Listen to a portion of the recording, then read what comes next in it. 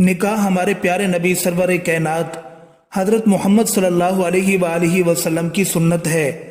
ہر مرد اور عورت کو نکاح کرنا چاہیے۔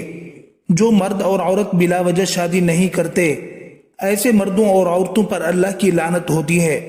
حدیث پاک میں ہے کہ جو انسان نکاح کرتا ہے تو اس کا نصف ایمان پورا ہو جاتا ہے۔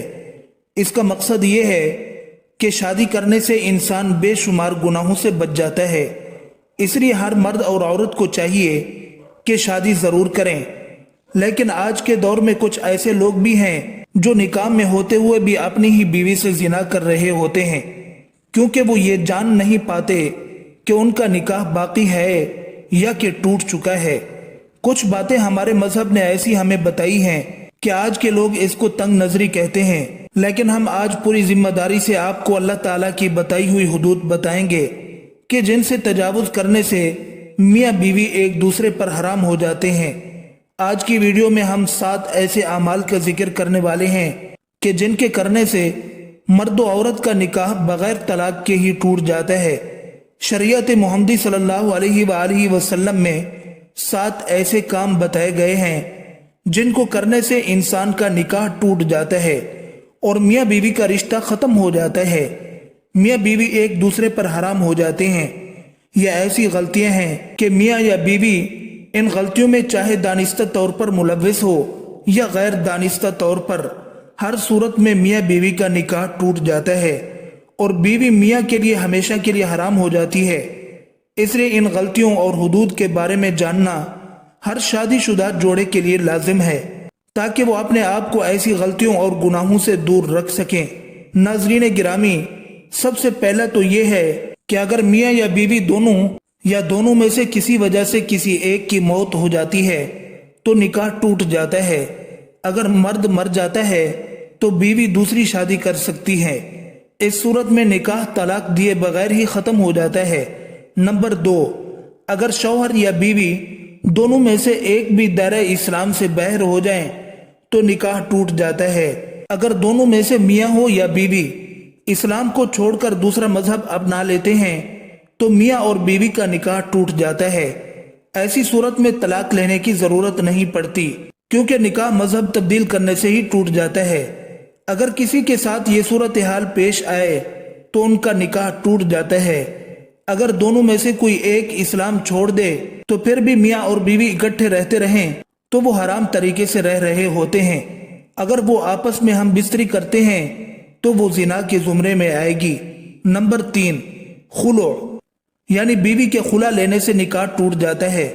اکثر لوگوں کا یہ سوال ہوتا ہے کہ خلع کیا ہے؟ یہاں ہم آپ کو یہ بتاتے چلیں کہ خلع عورت کی طرف سے ہوتا ہے۔ ہمارے معاشرے میں طلاق دینے کا حق صرف مرد کو دیا جاتا ہے۔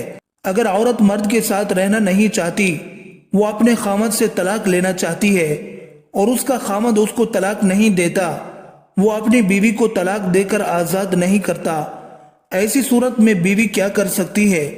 اگر کسی عورت کے ساتھ ایسی صورتحال پیدا ہو جاتی ہے تو شریعت نے بیوی کو خلع لینے کی اجازت دے رکھی ہے۔ اس صورت میں بیوی عدالت میں کیس کر کے اپنے خاوند سے خلع لے سکتی ہے۔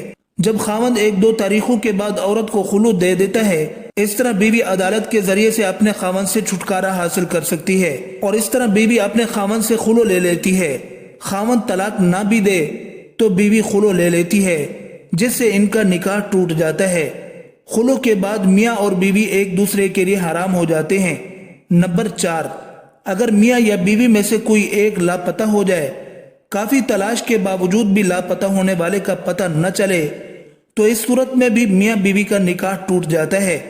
میاں یا بیوی میں سے کوئی ایک گھر چھوڑ کر چلا جائے، کافی عرصہ تلاش کرنے کے باوجود بھی نہ ملے، تو اس صورت میں میاں یا بیوی انتظار کر کے تھک جاتے ہیں، تو اس صورت میں دونوں کا نکاح طلاق دیے بغیر ہی ٹوٹ جاتا ہے اور ان کا رشتہ ختم ہو جاتا ہے۔ ایسی صورت میں وہ کسی دوسری جگہ نکاح کر سکتے ہیں۔ شریعت نے یہ عرصہ 4 سال مقرر کیا ہے، یعنی شوہر 4 سال سے زیادہ عرصے سے غائب ہو جائے تو قاضی اس کی بیوی کو نکاح سے آزاد کر سکتا ہے۔ نمبر 5، اگر کوئی مرد کسی عورت کے ساتھ شادی کر لیتا ہے لیکن بعد میں دونوں کو پتہ چلتا ہے کہ ہم دونوں نے ایک ہی عورت کا دودھ پیا ہے، پہلے ان دونوں کو نہیں پتہ تھا کہ ہم دونوں ایک دوسرے کے رضعی بہن بھائی ہیں، بعد میں ان کو پتہ چلا تو اسی وقت ان کا نکاح ٹوٹ جاتا ہے۔ ہمارے دین اسلام میں جس طرح سگے بہن بھائیوں کا نکاح جائز نہیں، اسی طرح رضعی بہن بھائیوں کا نکاح کرنا جائز نہیں۔ ایسی صورتحال میں ان دونوں کا نکاح طلاق دیے بغیر ہی ٹوٹ جاتا ہے، یہ دونوں ایک دوسرے پر حرام ہو جاتے ہیں۔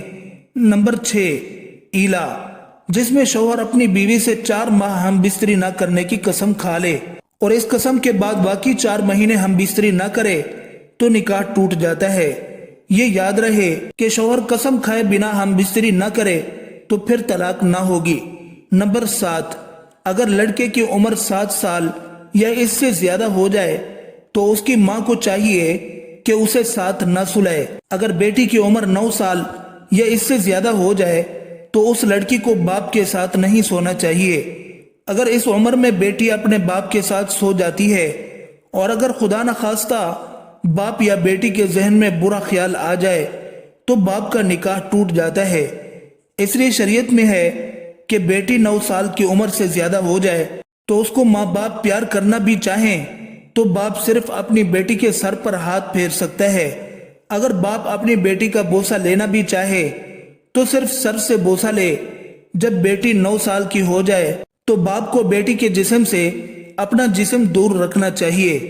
اگر باپ اپنی بیٹی کو پیار کرتا ہے اور اگر باپ یا بیٹی کی شہوت جاگ جائے تو باپ کے لیے بیٹی کی ماں ہمیشہ کے لیے حرام ہو جاتی ہے اور ان کا نکاح اسی وقت ٹوٹ جاتا ہے۔ ماں اور بیٹے کے لیے بھی یہی حکم ہے، اس لیے اس بات کا بہت زیادہ دھیان رکھنا چاہیے۔ اس کے علاوہ شریعت میں نکاح ٹوٹ جانے کی ایک وجہ لیعان بھی ہے، جس میں شوہر اپنی بیوی کو زنا کرتے ہوئے دیکھ لے، اور لیعان یہ ہے کہ شوہر 5 دفعہ قسم کھا کر بتائے میں اپنی بات میں سچا ہوں اور اگر میں جھوٹ بولوں تو اللہ کی لعنت ہو مجھ پر۔ یہ 7 کام ایسے ہیں کہ اگر خامد اپنی بیوی کو طلاق نہیں بھی دے تو بھی دونوں کا نکاح ٹوٹ جاتا ہے اور یہ دونوں ایک دوسرے کے لیے حرام ہو جاتے ہیں۔ اللہ تعالی ہم سب کو دین کی باتیں سمجھنے اور اس پر عمل کرنے کی توفیق عطا فرمائے، آمین ثم آمین۔